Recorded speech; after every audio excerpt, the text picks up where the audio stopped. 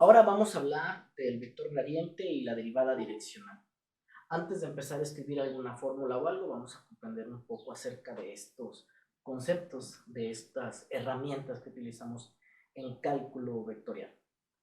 Bueno, nosotros tenemos modelos matemáticos, ya están diseñados, los matemáticos se encargan de realizar eso, principalmente, no es que los ingenieros no lo podamos hacer.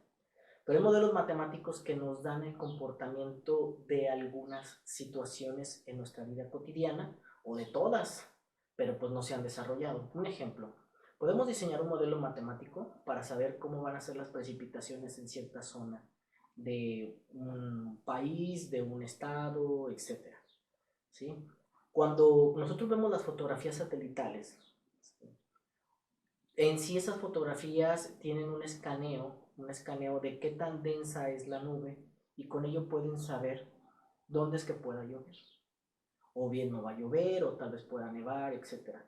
Bueno, por todas esas nubes, más de alguno los ha visto en los noticieros, ¿sí? En la parte del clima, en el cual representan las nubes con ciertos colores para indicar dónde es más densa la nube.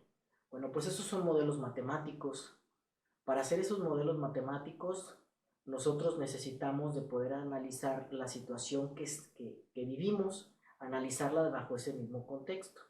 Porque hay modelos matemáticos, por ejemplo, para que cómo se juntan las nubes para que llueva, para que nieve. Eso es desde el punto de vista ecológico, perdón, climático, pero también puede ser económico, puede ser el crecimiento de una población, puede ser la temperatura, puede ser la densidad de alguna lámina.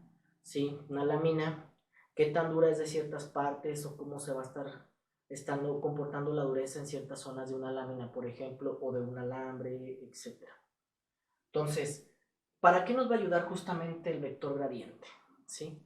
Supongamos nosotros que tenemos unas nubes, vamos aquí a representarlo de esta manera. Esta es una nube y luego acá hay otra y otra, etcétera, ¿sí? Estos son curvas de nivel, ¿sí? Son curvas de nivel, o bien si estuviéramos en R3 pueden ser hasta superficies de nivel. Supongamos que estas son nubes una encima de otra. Pues, ¿qué me va a dar a mí el vector gradiente? El vector gradiente me va a decir hacia dónde crece la función, pero depende del modelo del punto de vista matemático. Si a mí me está diciendo que el modelaje, la fórmula matemática me está diciendo hacia dónde se incrementa la función, por ejemplo, el vector me va a estar diciendo hacia dónde va a estar creciendo. Por ejemplo, si estoy aquí, me dice que ese vector me indica hacia dónde crece, ¿sí? Y la derivada direccional me va a estar indicando, es algo muy relacionado con respecto a esto, es sobre el vector U, ¿sí? Si yo estoy posicionado en alguna parte de aquí, y me va a decir sobre el vector gradiente en sí proyectado sobre un vector U, y ese vector es unitario. Bueno, entonces, por ejemplo, que es clásico en estos problemas, en estos temas, para la comprensión, incluso vamos a ver un problema, vamos a resolverlo más adelante. Si yo estuviera en un cuarto y en ese cuarto hay una fuente de calor, vamos a llamarle una estufa, una flama, una llama, etcétera, ¿sí? Y hay una mosca volando. Me van a dar la posición de la mosca y me van a decir hacia dónde tiene que volar la mosca para que no se queme. Estos ejemplos son clásicos para la comprensión justamente del vector gradiente y la derivada direccional. ¿Cuáles son las fórmulas para esto? Vamos a escribirlas enseguida.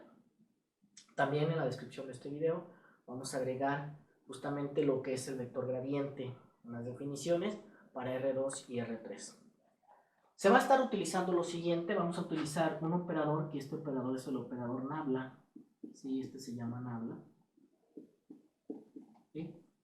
Y el vector gradiente es de la siguiente forma si estamos en R2. Si estamos en R2, el vector gradiente se escribe así. Aquí me está indicando de cuántas variables son, pues es xy porque está en R2, y aquí sería la derivada parcial de la función con respecto de x. Y esto va a estar en la dirección y. Pero recordemos que y es unitario, entonces lo ponemos así, más la derivada parcial de la función con respecto de y esto en la dirección j. Recordemos, esto es cuando estamos en R2. ¿Sí? Cuando estamos en R3, ¿cómo sería la formulita? ¿Sí? Es muy similar. Obviamente, pues en vez de tener dos variables, vamos a tener tres.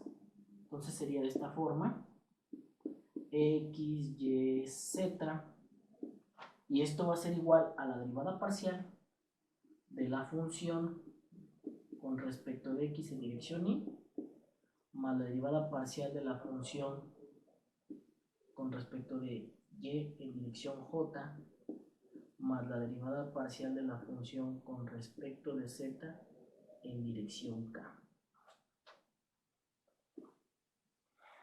Esto me está dando idea, o me está dando la función, perdón, la formulita para poder encontrar el vector gradiente en R2 y en R3. ¿Cómo sería en este caso la derivada direccional? Bueno, la derivada direccional se presenta de la siguiente forma. Vamos a poner justamente la letra D, indicando que es derivada direccional, y aquí le vamos a poner una U. Esa U hace referencia al vector que vamos a estar trabajando y es un vector unitario. Aquí le ponemos el acento circunflejo y luego vamos a escribir f de x, y. XY, esto si es en dos dimensiones, puede ser en 3, etcétera, en R2 o en R3, etcétera. Y eso va a ser igual a nabla de la función XY producto punto con el vector unitario U. Y esta de aquí, repito, va a ser la derivada direccional.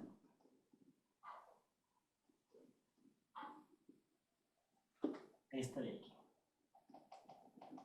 Obviamente la estamos marcando, repito, para R2.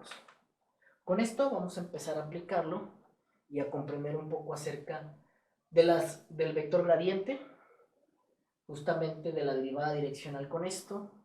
Incluso la derivada direccional hay una aplicación también muy común que la puedes ver de la siguiente forma. Cuando nosotros queremos subir un cerro, una montañita, etcétera, pues nos vamos aparentemente por el camino más corto, ¿sí? Para poder llegar a la cima. Sin embargo, hay un animalito que es el burro. El burro va a estar siguiendo el camino más corto, pero que menos cansa, ¿sí? Él se va a ir por la inclinación más sencilla, la más suave, y no cansarse tanto. Entonces, ¿qué dirección está siguiendo? Está siguiendo la derivada direccional.